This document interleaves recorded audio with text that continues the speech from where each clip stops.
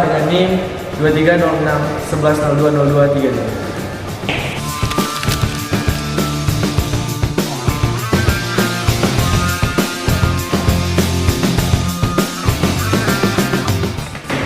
Oke, perkenalkan nama saya Junior B, NIM 230611020224.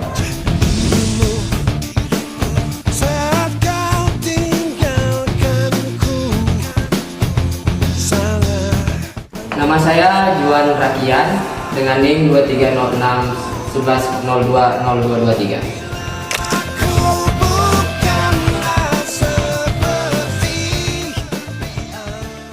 Oke, kita masuk dalam materi, yaitu kompensasi dalam manajemen sumber daya manusia. Apa sih kompensasi dalam manajemen sumber daya manusia?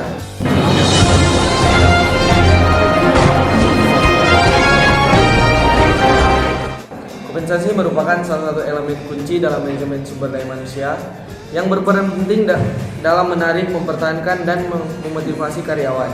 Dalam konteks ini, kompensasi tidak hanya mencakup gaji pokok, tapi juga berbagai bentuk imbalan lainnya, seperti tunjangan, bonus, dan insentif. Definisi kompensasi. Kompensasi dapat didefinisikan sebagai total imbalan yang diterima karyawan atas kontribusi mereka terhadap organisasi. Ini mencakup 1. Kompensasi langsung dengan gaji pokok, penghasilan dasar yang diterima karyawan secara berkala, bulanan atau mingguan, bonus dan insentif. Pembayaran tambahan yang diberikan berdasarkan pencapaian target individu maupun organisasi. Selanjutnya komisi, biasanya diterapkan pada karyawan di bidang penjualan, dihitung berdasarkan hasil penjualan. Selanjutnya 2. Kompensasi tidak langsung. Kompensasi tidak langsung sering disebut juga tunjangan yang mencakup berbagai bentuk penghargaan non-finansial seperti 1. Asuransi kesehatan, perlindungan kesehatan bagi karyawan dan keluarganya. Selanjutnya program pensiun, manfaat yang diberikan setelah masa kerja selesai seperti cuti berbayar, liburan atau cuti yang dibayar oleh perusahaan. Selanjutnya fasilitas lain, mobil dinas, tempat parkir khusus, atau akses ke fasilitas rekreasi. Dan yang ketiga, kompensasi ekstra adalah jenis kompensasi tambahan yang diberikan kepada karyawan di luar gaji pokok dan tunjangan standar.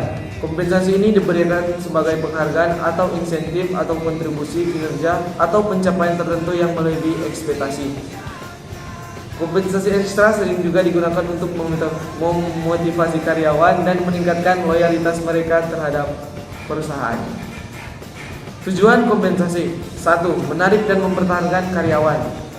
Kompensasi yang kompetitif dapat menarik talenta terbaik dan mengurangi turnover.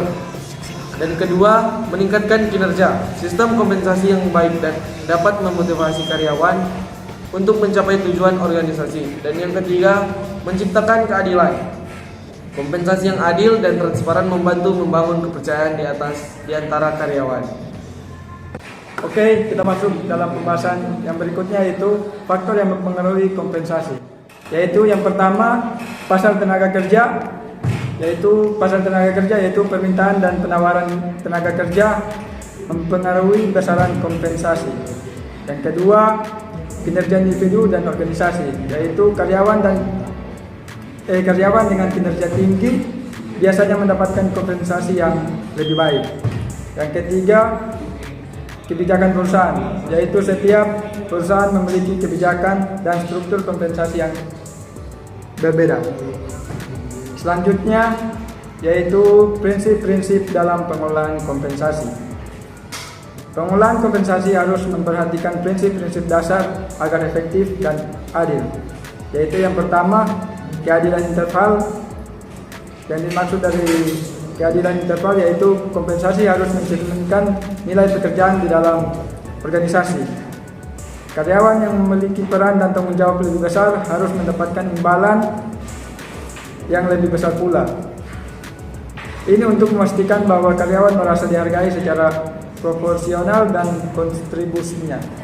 Yang kedua, daya saing eksternal, yaitu agar tetap kompetitif di tenaga kerja, organisasi harus menawarkan kompensasi yang sesuai atau lebih baik dari standar industri.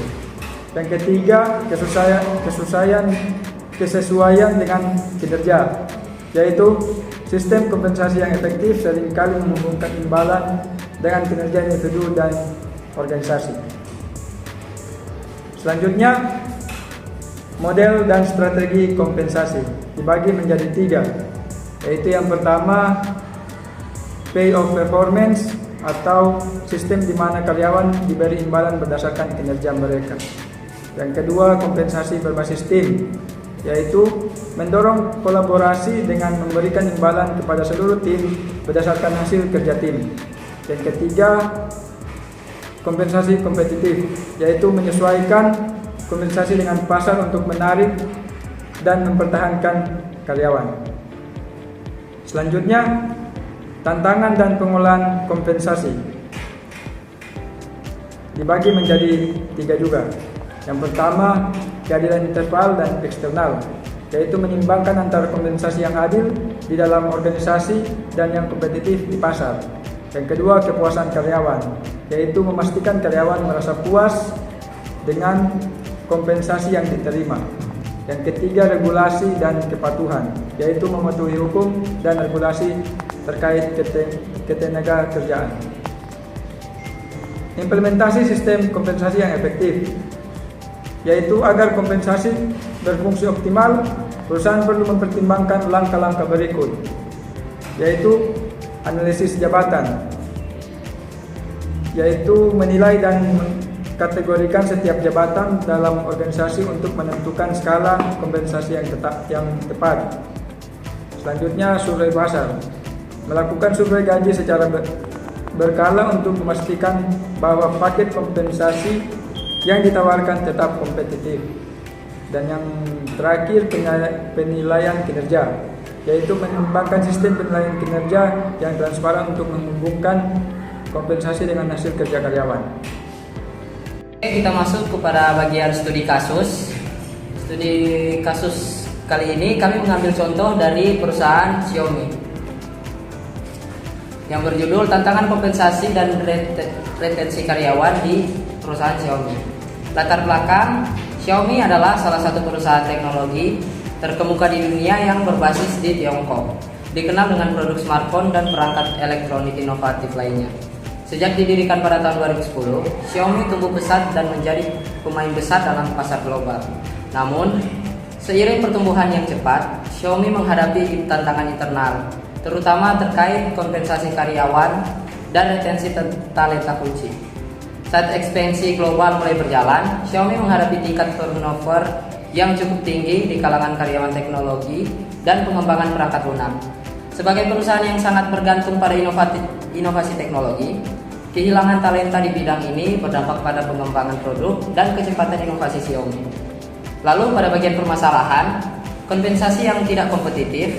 Sebagai perusahaan yang awalnya berfokus pada efisiensi biaya dan menawarkan produk dengan harga terjangkau, Xiaomi menetapkan model pengajian yang relatif lebih rendah dibandingkan perusahaan teknologi besar lainnya, seperti Huawei dan Tencent. Tingkat turnover yang tinggi di divisi teknologi.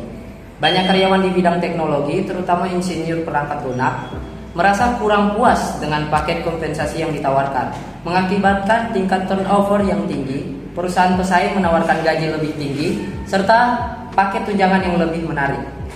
Persaingan talenta yang ketat. Xiaomi beroperasi dalam lingkungan yang sangat kompetitif, di mana perusahaan teknologi besar bersaing untuk menarik talenta terbaik, terutama di wilayah Tiongkok dan Silicon Valley. Lalu pada bagian analisis, yang pertama yaitu kesenjangan kompensasi. Xiaomi menghadapi kesenjangan kompensasi terutama dalam hal gaji dan bonus berbasis kinerja dibandingkan dengan perusahaan teknologi lainnya. Karyawan di bidang teknologi seringkali menerima tawaran yang lebih baik dari pesaing, sehingga sulit bagi Xiaomi untuk mempertahankan mereka.